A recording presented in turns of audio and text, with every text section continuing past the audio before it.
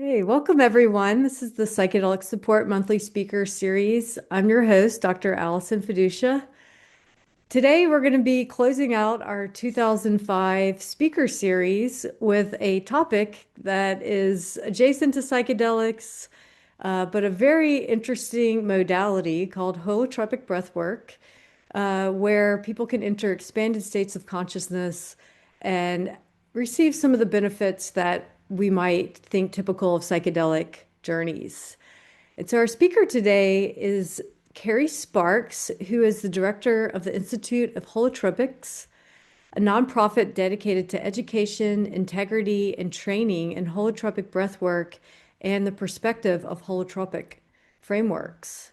She has nearly 4 decades of experience supporting people in non-ordinary states of healing, insight, and transformation, and is a longtime holotropic breathwork facilitator, teacher, and lineage steward. Cary trained and worked closely with Stan and Christina Grof beginning in 1990 and later co-directed Grof transpersonal training with her late husband, Tav Sparks, helping to carry forward the teaching, development, and international community of holotropic breathwork. Certified in 1988, she has facilitated and organized hundreds of workshops and professional trainings. I'm going to be dropping in a few links here because she offers retreats as well as training opportunities with the Institute of Holotropics. And so, in additional to doing these trainings, she also offers programs on a holotropic and transpersonal approach to grief, death, and afterlife, integrating experiential, psychological, and spiritual perspectives. So we're so grateful to have you here, Cary, to tell us more about this very interesting topic. Thank you, Allison. I am really delighted to be invited, and I've been aware of psychedelic support for a lot of years, and I really admire the work that you're doing with your community. So it's a pleasure to be here. And I Oh, also love to talk about this work, so I'm excited about that too. thanks. Well, you have so much experience and a leading expert on this topic. And before we kind of dive in, I will let folks know that we're going to record this and we send a follow-up email with any links shared as well as the video replay. And today we're going to be hosting this as more like an interview and a conversation between Cary and I. And if you have additional questions, you can drop them into this QA box. And I'm going to periodically be checking that area to see what your questions are. You're also welcome to chat in the webinar chat here. This is a great way to talk with other people that are interested in this topic and share what you know or what your questions are around holotropic breathwork. Okay, so we're just going to dive right in. How about we just start with the origins of holotropic breathwork and where this all began? Okay, great. Well, we have a fairly elaborate origin story, so I'm just going to hit some of the highlights. But going back to the 1950s, we've got Stanislav Grof, who many of you have probably heard of, or maybe even read some of his books, in Prague, Czechoslovakia at that time. And he was a psychiatric student there. And they received, as other groups in the area did, other training programs, the some LSD basically, and this was from Sandoz. It was just been developed, and so they said, well, if you try this, it might help your psychiatric studies to so that you can get a sense of what your clients might be experienced, the schizophrenics in particular, they thought. So Stan volunteered as a test subject for this, and he basically they gave him a high dose of LSD, flashed lights at him and sounds, and he just went way out there. And the program that they were studying was Freudian theory and psychoanalysis. And one of the first things that happened was Stan realized that what was really going on in the psyche and in consciousness was way beyond the Freudian model. And so that started his journey into, he did, of course, many other sessions, and then he became a psychiatrist. He started working with other people. They did tons of early research there in the Czech Republic, and then he moved to the US and started working at Johns Hopkins. doing research there with others, of course.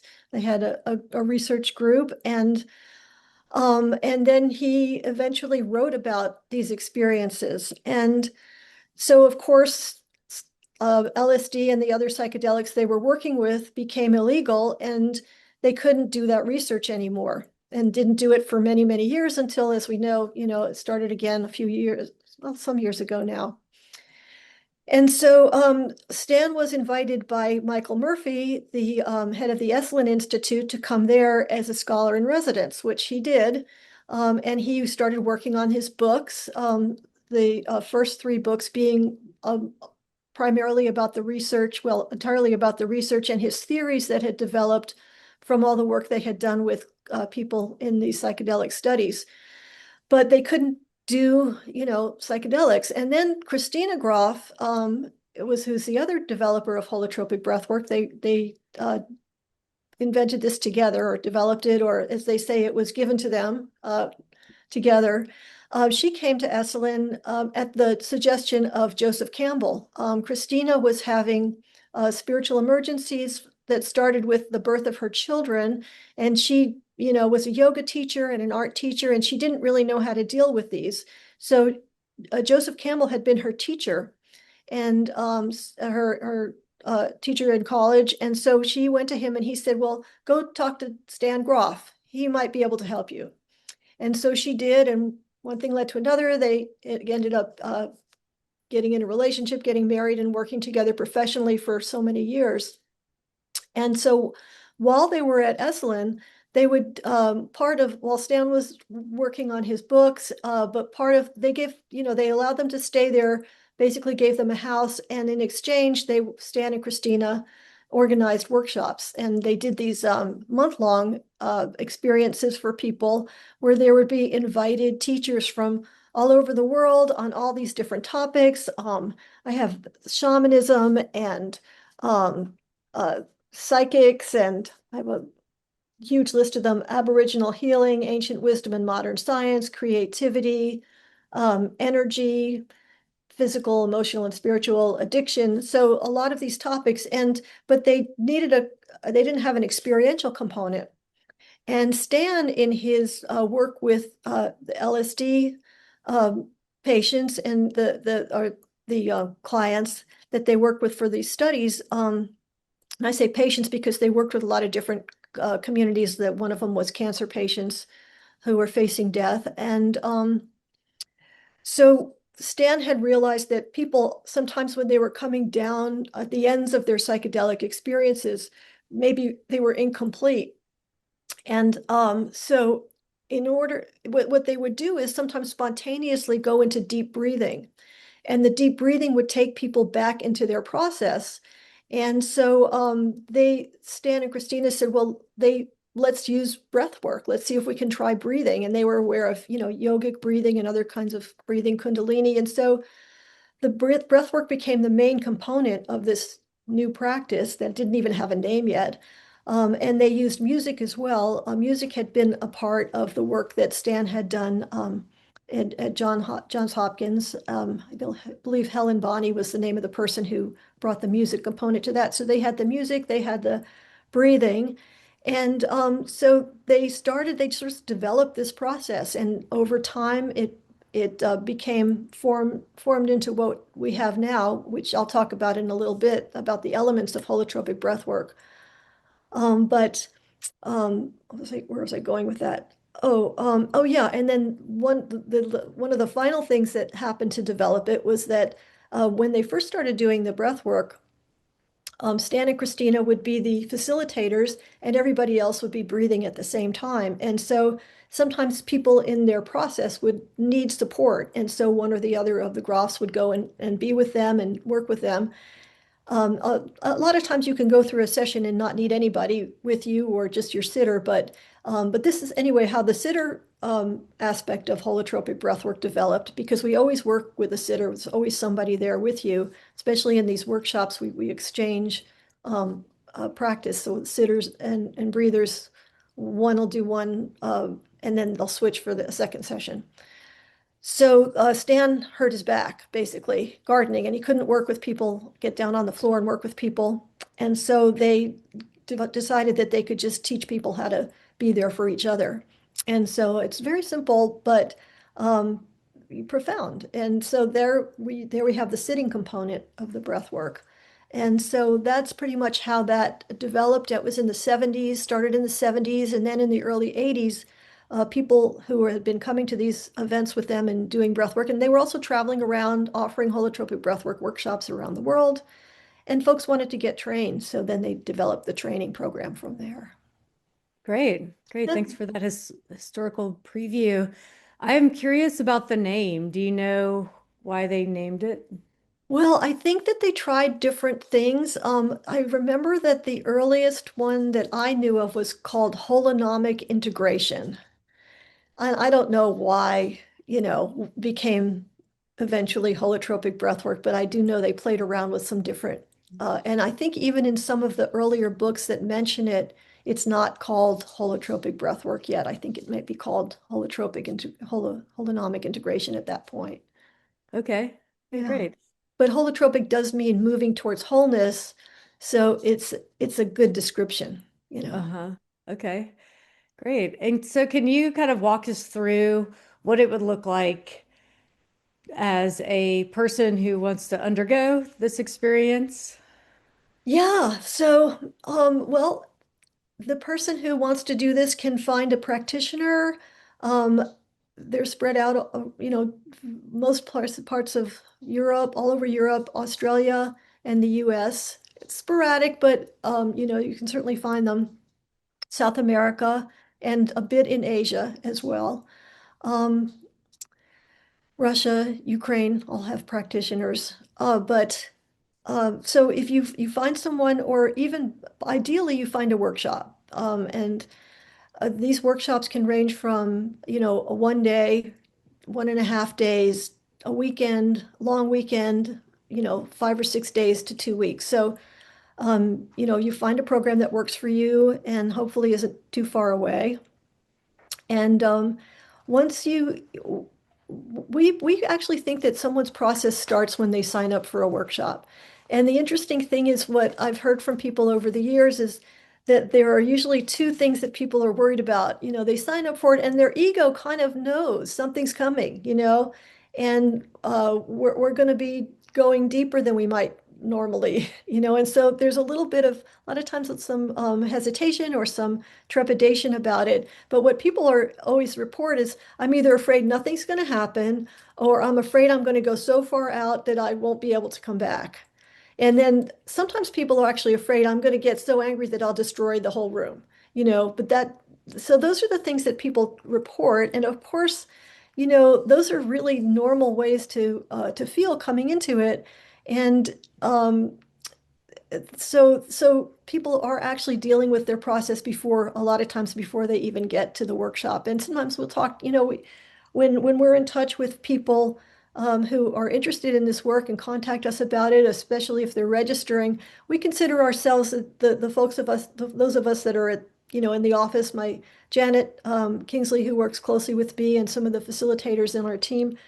It's almost like we're sitting for people as soon as they are asking about it. As soon as they're in contact with us, we feel responsible for their psyche. We want them to feel comfortable and safe, and to be uh, willing to give it a try, and to be open to it. So let's say you get to your workshop, and basically, just as you would with a psychedelic session, we've got preparation, session, and integration, right? And so the preparation, as we're saying, it starts from the time you first contact someone about doing this work. And then, but once you get there, we have we register, people get registered, they check in, they talk, they meet each other, maybe they have, some tea, and we get started. And so we always have an introductory talk. And so I'm gonna give you the workshop version. This work can be done one-on-one, but we think it works much better in a workshop setting. So the workshop leader and perhaps co-leader or other facilitators will give an introductory talk that is basically has two components. And one of them is the theoretical perspective that Stan Grof, who was absolutely brilliant, and developed this understanding of the psyche that, is very new. So we talk about his theory somewhat. We don't want to go too deep into theory because it takes a lot of time and it's kind of more of a headspace, but we do feel like people need to get some kind of an idea of the map before they go in. And so we talk about Stan's theories and the different parts of the psyche and how it relates with the birth process and different things like that. And then the second part of that is all about how to do it. And so it's not that it's that complicated, but there are some aspects that we like people to know about and that are important about how to be a breather, how to do the breathing, how to be a sitter. What do you do if your breather has to go to the bathroom? What do you do if you have to go to the bathroom? What if when would you want to invite a facilitator over as a sitter, if they aren't there already? How the facilitators might work with the breathers, what to do at the end of your session, all these different things that are going to be relevant when you start doing the breath work. And probably half the group forgets half the things that we tell them, and that's okay because, it's just when you're in that space ready to go, it doesn't sink in as much. But sometimes, we can remind you, oh, do you remember that we said, this or that? And because even though holotropic breathwork is done without input from the sitter or the facilitator, it's really an internal process the whole way through. But if somebody gets stuck or, at the end of the session, the facilitator may speak to, you might have a conversation about what's your process is, what you might need. So then, once that's finished, take a bathroom break, come back together, and you've got your mat. Everyone has a mat, and oh, the other thing is we pair up. So if somebody comes with a partner and they want to be, one person will have two sessions always. Sometimes it's the same day, sometimes it's over 2 days or whatever, but sometimes we'll have 4 sessions, 2 and 2. Who's going to breathe first? But you have to find your sitter. And if you come with somebody, that's great. Although it's even better actually if you breathe with someone you don't know for various reasons. But it can be fine to do it with someone that you know. Or if you don't know, we say, okay, everybody who doesn't have a sitter, stand up and find your sitter. And so find your partner, I should say. And so everybody, we pair up and we really trust the process there too, that people tend to find just the person that is right for them. Um, so they decide who's going to breathe first. They set up their mats around the room. Some people might want to be near the speakers. Some might want to be further from it. Some might want to be near the door or whatever. So, and then once everybody's ready, we tell them, okay, you're going to lie on your mat in a really relaxed, open position on your back. And then we go through a relaxation, physical body, relax your body, um, look at your thoughts, let go of your thoughts if you can, see where you are emotionally, just to check in with yourself. And then there's the component we don't actually, holotropic breathwork doesn't say that anybody needs to have any kind of a spiritual approach to life. They don't have to believe anything, or they can. And so we want to include that without making it, feel like, oh, you know, contact your higher power, whatever, although that's a pretty neutral one. But we don't want anyone to feel like if they don't have a spiritual connection, fine. But what we do say is if you feel like you want to contact your source of inspiration, this would be the time to do that. And we leaves it open. So then basically we uh, say, okay, you can start your breathing. We've talked about how people do this breathing. It's just basically a very fast and deep breath, faster and deeper than normal. And so we get them started on the breathing, and we say to breathe when they've been instructed already, just breathe for a good 20 minutes, pretty hard, hard breathing for at least 20 minutes and see if you're surprised. Wait till you're surprised. And then you go with your process. And sometimes the process, oh, yeah, sorry. Okay, yeah, so before you get into the process, Okay. okay, I'm just very curious if you could demonstrate a little bit about the breathing and how you would instruct someone to keep this pace. Okay, so it's so simple. It's just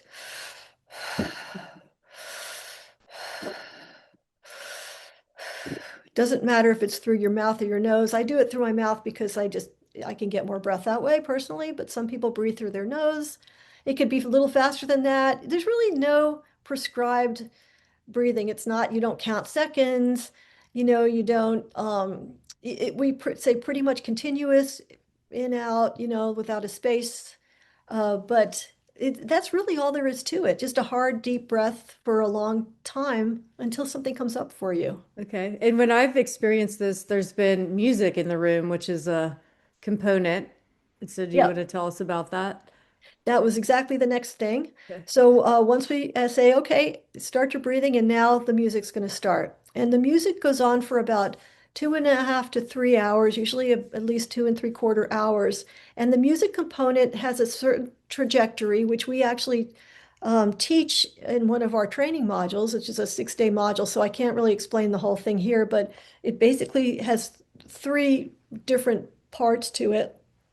The first is kind of a faster rhythmic kind of music to get you going, to help with the breath, the deeper, faster breathing. And then the middle part is more emotional, has more content, and is kind of has takes you into different, different ways. That there's chanting, there's can be classical music, can be uh, drumming, different things that we find. And then sometimes music from movies works really well if it's not too familiar to people. We don't have words, not English words for sure if we're doing it in English, and we try not to have words in the language of anybody who's attending. So because Mhm. words would be more of a left brain, and we're sort of wanting to focus more on the um, other components. So the music goes, and then the third part of the music is more of a like starting to relax, and because the end of the session a lot of times is more meditative for people, and so it's more of a um, new agey kind of music, Hmm. without being trite. Okay, great. So let's go back to like, okay, so we've started breathing. We're on our mats. We have a sitter next to us. We have a facilitator that's kind of helping us keep a pace with the breathing and encouraging us to keep breathing in this way. So I've been doing this for 15 or 20 minutes, and what am I going to start to experience as the breather? Okay, well, there are so many different things that a person can experience, and often it's more than one thing. It's a lot of times it's several different things, and a lot of times they relate to each other. So um, this is one of the things that we talk about in the intro that Stan talked about, is the map of the psyche, basically, that he delineated. But you can have, for instance, you can have visual experiences like you might in some with some psychedelics, different patterns or colors. Um, a lot of body experiences. You can have a lot of physiological embodied activities. That's one of the things for me is always the beginning of my sessions are always very physically active. Either tensing or moving or shaking. A lot of people have that. So it really is a good energy release physically, and takes the pressure off. What's maybe if you're holding on tight. There can be other physical things that happen too that I'll mention, but so a release of energy physically. Um, Emotionally, really any kind of emotion can come up. People a lot of times will have encounters with from their personal history, remember things that happened, or will process things that they knew about in a different way. Sometimes they get information they didn't have before about something that happened to them, or that they were a part of in this lifetime. But also people can experience their birth, the aspects of their birth. And this can either be where it's very directly feels like you're in the birth process, and there are different stages of the birth process that Stan has described that we talk about, um, that are parallel to it. So it's parallel to your actual birth. So sometimes, like if somebody got the cord wrapped around their neck, they might have a choking process during the breath work and have to, kind of go through that. And or if you had an injury or sometimes surgery, these things are things that are in our bodies. This is one of the areas where I think people believe that holotropic breath work is actually has an advantage over some psychedelics because it is so physically embodied, you're really in your body. And so there's the whole, so the whole birth realm. And the birth is actually a death rebirth process. And it can also, the death rebirth process can also be metaphorical. It might not feel like an actual birth, but it might have elements of a rebirth. And so, all of these things can emerge in all different ways. And then there's the whole transpersonal realm. And I believe that Stan, has said, I know he has said that the birth is sort of a transition or a way that we move in this realm in our psyches between our present lifetime and the transpersonal. So the birth is sort of a pathway between those two. It can go in either direction, but or you can just go right into the transpersonal from, it's these things don't have to happen in any order. So you might have a really deep meditative experience. You might feel like you're in contact with your ancestors or with some group of people that maybe, you feel like you're experiencing a past life, which isn't to say whether that's true or not true, but it's an experience that people can have. Um, and you can feel like you're an animal and and really embody that animal, where something about, say, the way that an eagle is seeing something or the way that a lion, is stalking through the brush or whatever it is. You can feel like um, you know, you can have contact with people who you were close to who died. That happens quite frequently. Situations you can resolve things with parents that maybe have been difficult. There are so many different aspects. I'm sure I'm forgetting a lot of them, might meet the Buddha or Christ or just the light, experience being out in space. It's just endless. You can Mhm. imagine. Be a rock. Yeah, very similar to psychedelic experiences in that the possibility is really endless and can vary from each person and from each time that the journey is undertaken. So could you explain, like, what do you think is happening in the brain that might be similar or different between these either substance or this type of breath work? Right. So I have notes on this because it's not my area of expertise, but where are they? Yeah. So actually, there have been some studies done, especially recently, and it has to what they think is that one of the things that is parallel is that, well, the breath work, any kind of deep breath work, or deeper, faster breath work, is going to uh, have reductions in CO2. So you'd think, okay, I'm taking in all this air, I'm going to have more oxygen, but actually what it does is I think it reduces the oxygen in the blood and increases the CO2. And so that is what they think makes the brain more accessible to these non-ordinary states. Hmm. And then let me see. I know that there was, oh, I know the whole aspect of the different parts of the brain talking to each other. I believe they think that that is also what happens with holotropic breath work as well as psychedelics. I know there's more of a technical term for that. But Like default yes, yes, network yes, is a yes, very is prominent activated. network in the brain that they think sort of goes Yeah. changes during substances at least, and potentially too with other patterns of activation in the brain.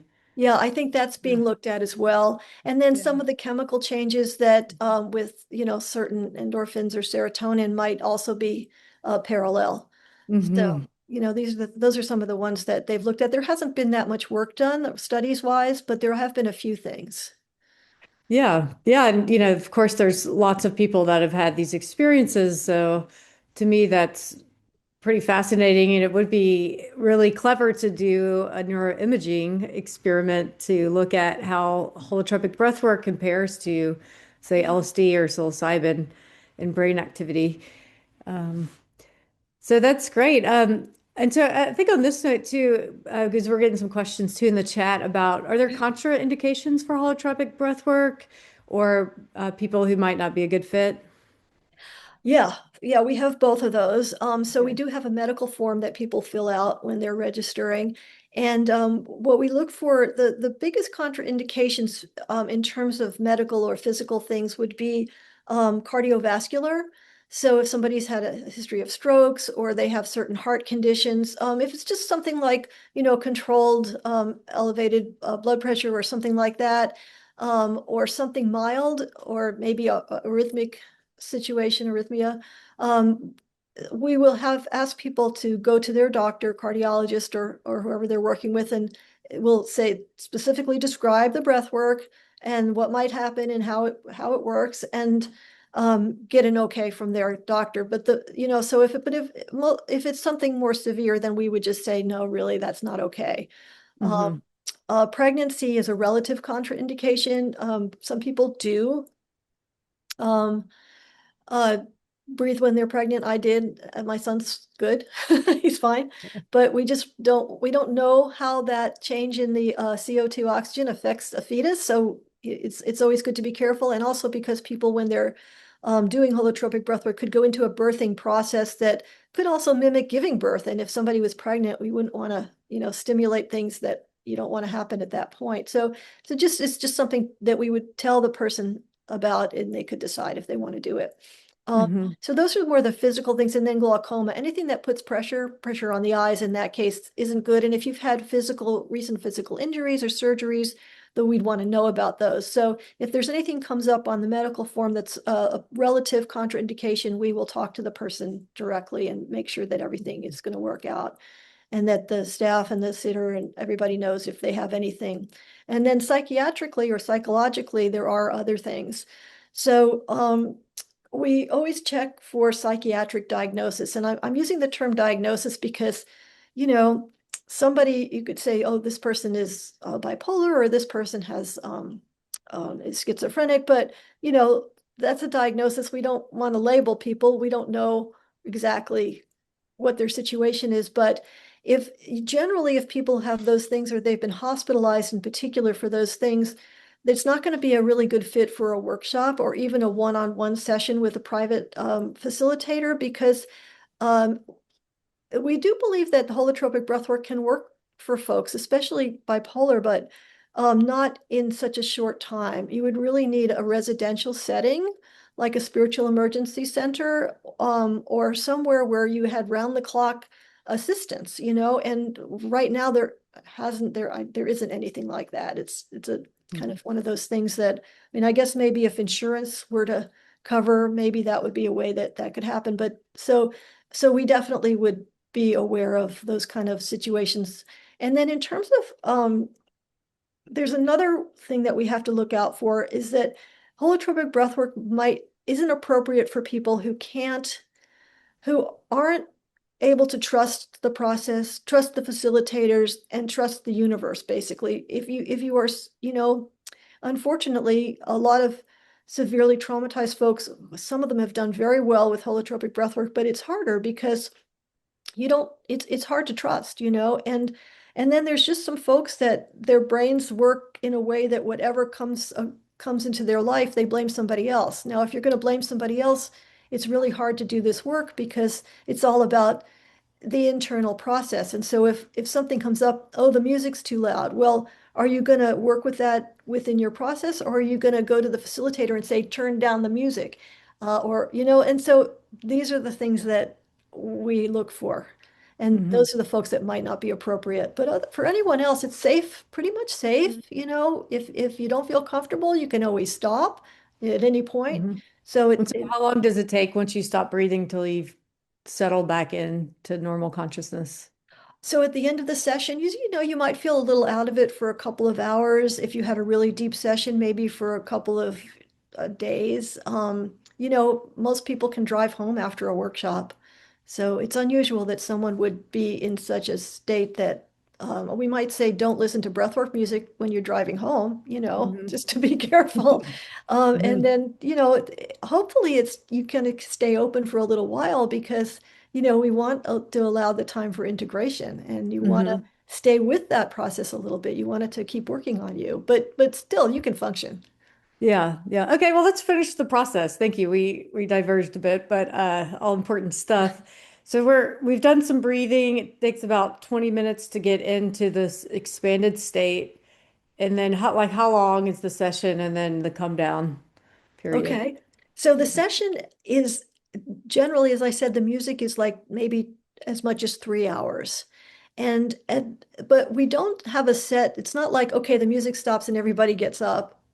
Sometimes you're done earlier, and sometimes you're still in the process when the music stops. And so, that's all of that is totally fine. We say that we're not going to regulate how long somebody does the breath work if they feel done. At the end of the session, someone will come, one of the facilitators or the apprentices will come over and say, how are you doing? How's your body? Do you have anything that, how's your emotions? Anything up for you? And if something is up, if they have a headache or they have a pain somewhere or they're just not feeling good, we'll say, well, would you like to go back in and do some more work on it?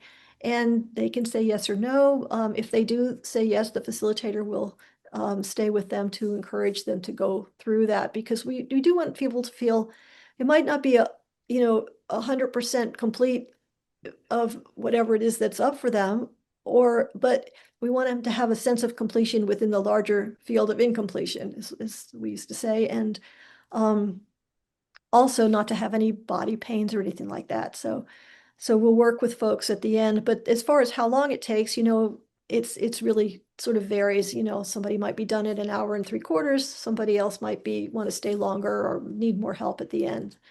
And Hmm. then once they are, checked in with a facilitator, this will ask the sitters to take them to, we have a space for art.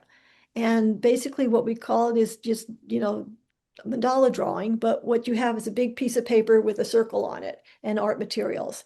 And we say, go ahead and do something with that, and you don't have to be an artist. Nobody's going to be judged on their artwork. But it's a way of starting the integration process and having something that you can refer to, something you can share with others in the group later when we do a sharing circle. And also people can write. Sometimes they write on the mandalas, sometimes they write in a journal. They can share if they want to talk about it, they can share with their sitter in another room so that it doesn't bother other people. But so that's the start of the integration process, and the kind of the official end of the breath work itself would be the mandala drawing. Hmm. And then at the end of the workshop, whenever that is, or well, that's not quite the end, but the next thing that would happen was we have a sharing group. Um, and That is where people just go around, talk for a few minutes about their process. It's absolutely, again, if you want to, you do it. If you don't want to, that's fine. If you want to show your mandala, you can. If sitters want to share a little bit, that's fine if there's time. And so that's it. We close the workshop. But before we close, actually, we do talk about integration.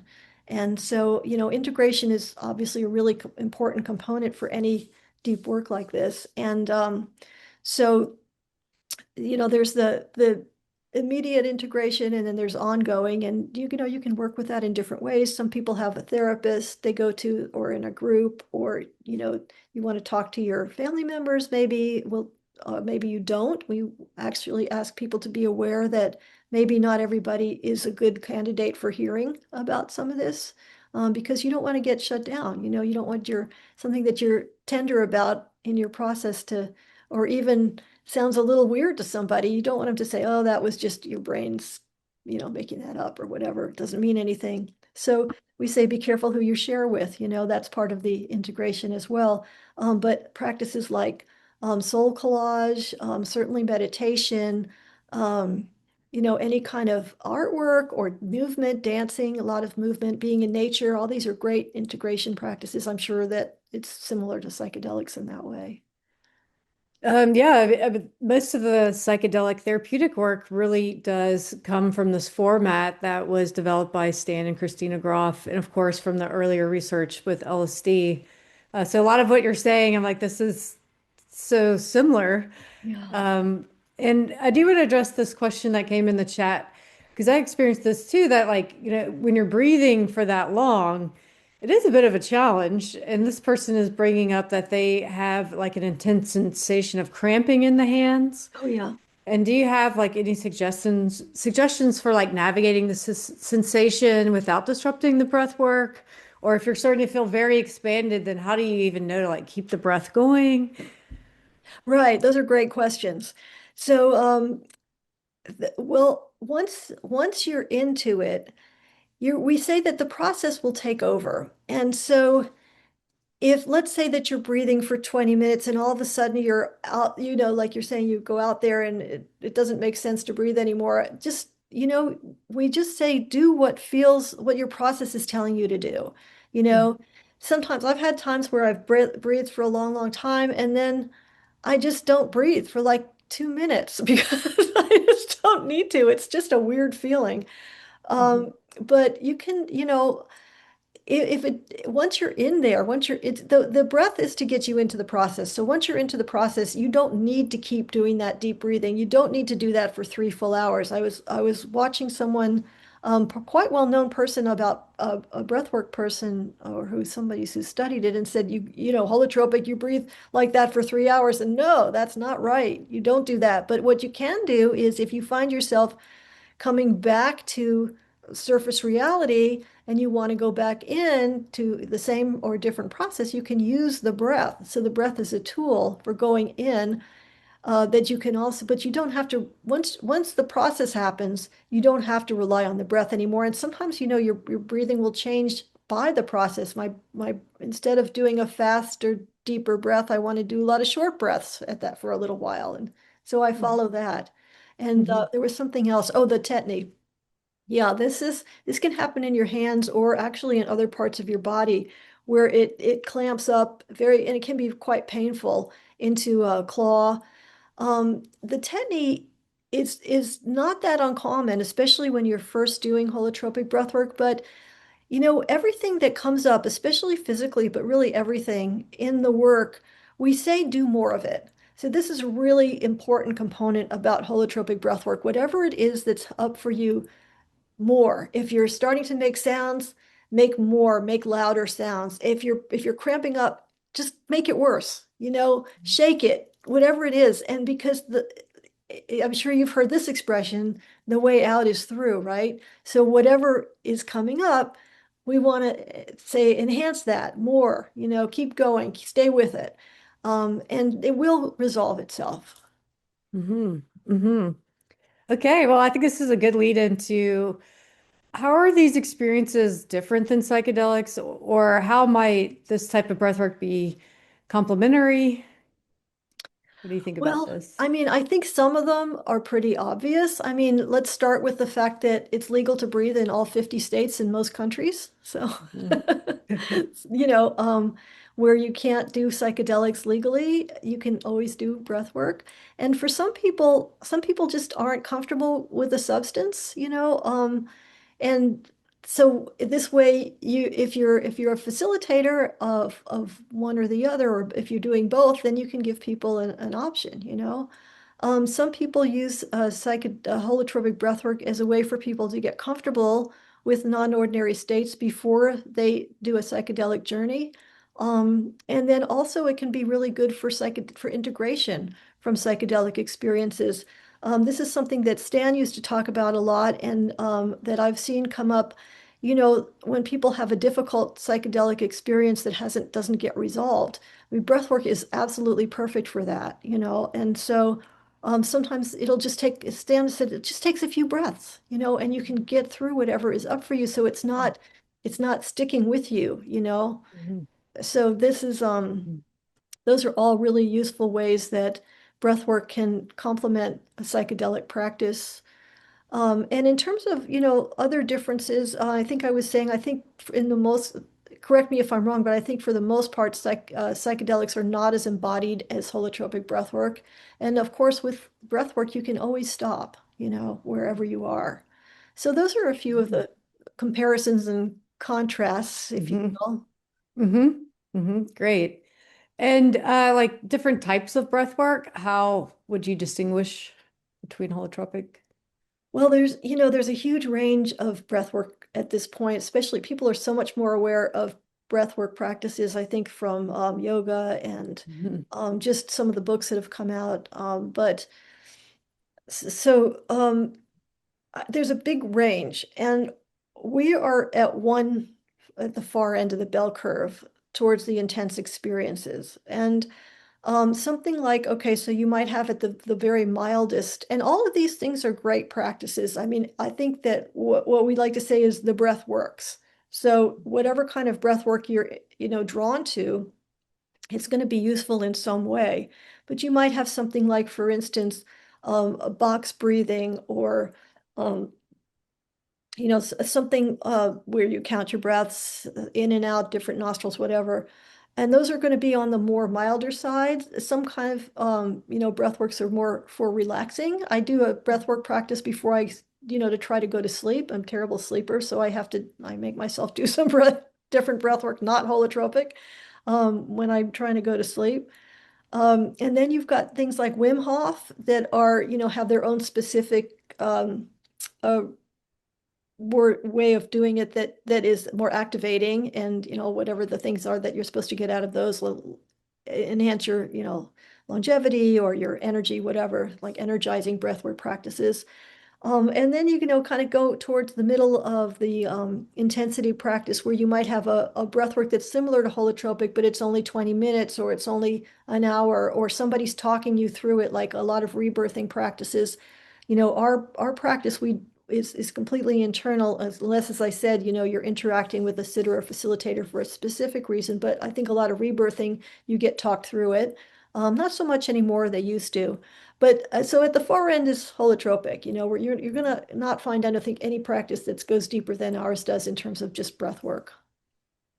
Great. Yeah, I've studied and practiced yoga for a long time, and so the breath work comes up into that practice quite a bit and thousands of years old. And I do find it quite handy for, if you're feeling stressed or need some extra energy, like the alternate nostril breathing, or even just slowing the breath down and diaphragmatic breathing can be very relaxing and nourishing, and also helpful during intense psychedelic states. If you can Mhm. connect with your breath and that's part of something that is available to you all the time, it can help people settle or stay with the experience where otherwise it can be difficult. But that anchor point with the breath is very useful. So That's recommend everybody study up on different breath techniques. Okay, great. Let's switch gears and talk a little bit about like how do practitioners get trained to do holotropic breath work, and why might this be a good thing to study if you're interested in offering psychedelic therapy? Yeah, well, the training program, it started with the Grofs, as I said, in the 80s, and it developed into this Grof transpersonal training that they started, in the late 80s, early 90s, and has continued and continues now. So our program is quite a bit of history to it. Stan and Christina Grof started it. Tav Sparks, my husband, and I joined in really early, and I became the administrator for it for many years. And Tav was, you know, besides Stan, the main teacher, and he brought a lot of um, his own, a lot of the teaching aspect comes from Tav. And so uh, the program itself it's a modular program. So you can come to one event and you don't have to actually sign up for, register to apply for the training. Basically, you can just attend if you want to. So anybody's welcome.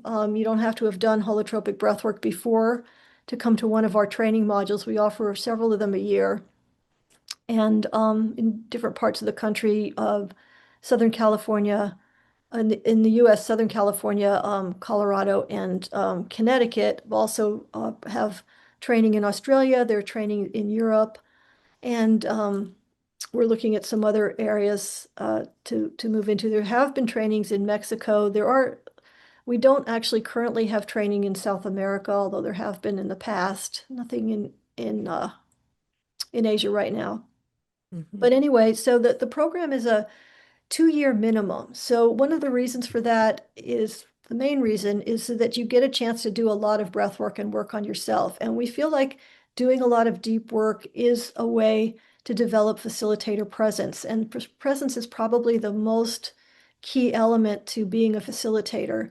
that and honoring the inner healer. And I can't believe that we haven't talked about that. But and when I say the inner healer, I shouldn't even really use that term, because what it really is, it's not a thing and it's not an entity, it's a process. It's a moving toward wholeness, a moving towards a healing process. Basically, it's accessing the healing potential within all of us that wants to move towards wholeness. And so inner healer is a shorthand for that, but it really makes it sound like a thing or an entity, which it isn't. So I'm glad we got around to that. But to really respect the person's process without laying any kind of expectations or theory on it. And it's hard to learn to do that, especially if you have a background where you've been trained to be the expert. It's how to learn to not be the expert. One of our training manuals is called Doing, Not Doing. And it's about really a lot of the reason for the 2 years is to learn to trust the process. If you, in the shorthand of it, trust the process, really, really trust the process 100%, no matter what comes up. If somebody's acting like there's a demon in them, you just say, stay with it, whatever it is. Um, but the training itself, it has several components. It has these 6-day modules that I talked about. 7 of them are required, but 4 are on required topics and 3 are optional topics. And some of them can be done partly online. I'm not going to go into all the details, but this is on our website. And then we ask you to do, besides the breath work that you would do in the training, you would do 4 apprenticeships, 10 outside workshops, holotropic breathwork workshops where you breathe and sit, and have 10 consultations with certified facilitators. And there's an ethical component too. You would either take a module on ethics, or through your organization, people can access Kylia Taylor's ethics trainings. And so we would require 2 of those. So as for their ethical components, and there might be 1 or 2 others. We ask people to sign an ethical agreement. We ask them to, sign principles of holotropic breathwork and agree to follow that before being certified. So those are the main components. But mainly, it's like some people just like to come to the modules because the community is incredible. We have an amazing community and a great, amazing facilitators, and just a great long history of, this. We've been doing it longer than anybody. I think we're probably the first contemporary program in non-ordinary states work. And if you're a psychedelic practitioner and you just want to learn about, the holotropic music, or just about the holotropic breathwork, energy release work, these can be great. If another thing is that if you don't have as much, it gives you more opportunity to have inner work experience, but also to be a sitter and to see how the facilitators work. So you're getting more practice working with people directly, which I don't know how much of that some of these training programs offer. So Right. Okay, I see. And do you offer continuing education credits? no, actually, I wish we did, but I think we're a little too off the map for Yeah, that. well, we offer it through the American Psychological Association, and they do require a lot of strong evidence base. And I'm Yeah, not too up with how much holotropic breathwork has been published and researched. Um, so, there yeah, is maybe there's some some. researchers on the call that should start looking into this so that these modalities could be recognized more under these kind of mainstream organizations. Well, the Um, holotropic, I'll just mention that the mhm. Institute for Holotropics is a nonprofit. Okay. So if somebody was interested in doing research through us, of course, we don't have the funding. They'd have to provide the funding, but we would be happy to help support that. Okay, yeah, nice. Nice offer there. And so for those who maybe aren't going to do a training, are there like books or other things we might share in the follow-up email that Yes. people could go Yeah. deeper with? Well, I mean, there's a book called Holotropic Breathwork by Stan and Christina Grof. Tav Sparks has written The Power Within, which is an amazing book about the breath work and related, some of these aspects that we've been talking about in terms of the psyche and consciousness and working with people. He has a couple of other books too. Stan's got tons of books. So yeah, Stan Grof, Tav Sparks, Kylia Taylor has written many books on holotropic breathwork, and plus our ethics books, which are fantastic. So those are the directions that I would start with. Yeah. And if Mm-hmm. you want something fun and silly, I have a novel out. Okay, great. Well, we will include all those links in our follow-up email. The other question I had for you too is about the music, and this came Yeah. up. Are there Spotify playlists, or how do you think about the music? Well, like I said, we do a whole training on the music. And Okay. so one of the things that a lot of practitioners just love is putting together a music set. We would put together a set. It used to be in the old days, especially with Christina, they have all the cassette tapes laid out. And you'd put a cassette tape in and you'd listen to a piece from that was already queued up. And then you'd pull that one out, lower the volume, raise the volume, put in the new set, the new tape. But now what we do is we have pre-recorded sets on, used to be CDs, now this is all online. But I don't know about, in terms of accessing, I don't know if anyone's sharing their sets except within the community. So I don't know, I don't actually think you can access it, but we do have set lists that show what the music is. It just doesn't actually provide like Okay. Spotify. Okay, cool. And we have a article that Ilsa Jerome, who's in our audience today, wrote about psychedelic playlist, and we linked off to some on Spotify. So I'll Great. link to that. And I know that a lot of this is kind of also preference, right, from the facilitator. Like there's a formula and a framework, but lots of Yeah. different types of music out there that could be incorporated. Right, right. As long as it has the three-part structure that, Uh-huh. for holotropic breathwork, you might not want to use a psychedelic playlist. But then on the other hand, I do want to mention also that holotropic breathwork is not a generic term. It is a specific trademarked practice. So if somebody's talking about holotropic breathwork and they're not a facilitator, you can check our website to see who is a facilitator, or you can email us. It's not holotropic breathwork unless it's being done by somebody who is certified with Grof transpersonal training. So Oh, good to know. like to make sure that people understand that. So if you're talking about your work, you want to do breath work, it doesn't say, I'm not saying whether your work is great or not great, but if it's not, even if it's identical, you can't call it that unless you've come through our training and been certified. So Great. And that's a good tip for anyone who's looking for a practitioner or workshop is you could check to make sure that they've done some good training and have the certification. And is there like continuing education after you do the primary well, certification or? yeah, we ask people, we have a continued professional development that we ask people to do. I think it's a module every 3 years, a couple of times a year to actually do your own breathing because we believe that that's really important is to keep in touch with the method by breathing yourself. And then uh, there might, oh yeah, and we recommend having some kind of a ongoing, personal practice like meditation or journaling or something like that, dream work, whatever it is. But the requirements would be the one module every 3 years and to, breathe yourself twice a year. So Okay, great. All right, well, we'll go ahead and wrap it up. I appreciate you sharing so much about this topic. I hope it's inspired others to want to check it out or undergo the training. And I've been dropping the links in along the way. And like I said, we'll share the video after.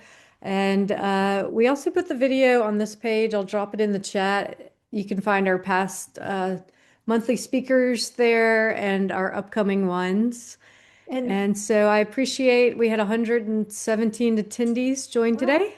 great. And yeah, And I'd like to mention that we've been doing an annual breath work in the Bay Area, started with Stan, then Tav, and now one of our great practitioners, Sharanya Naik, is the leader, and I'm there with her too. But we have one coming up in the Bay Area in January and two modules in Southern California in February. So if anybody wants to get on board for those. yeah, very cool. So is this on the Facebook page or Um, the it's ins it's on our website. Yeah, we okay, have all right. events on our website, holotropic.com/events. Okay, great. I'm going to drop the links one more time and then everybody will get a follow-up email within a couple days. Thank you so much. This has Yeah. really been fun. I love talking about the work, and it's a pleasure to be doing this with you. So thank you. Yeah, absolutely. Well, thanks for being our last 2025 speaker. Onward to the new year. Uh-huh. Okay. Okay, Thanks. everybody, thanks for joining and see you next year.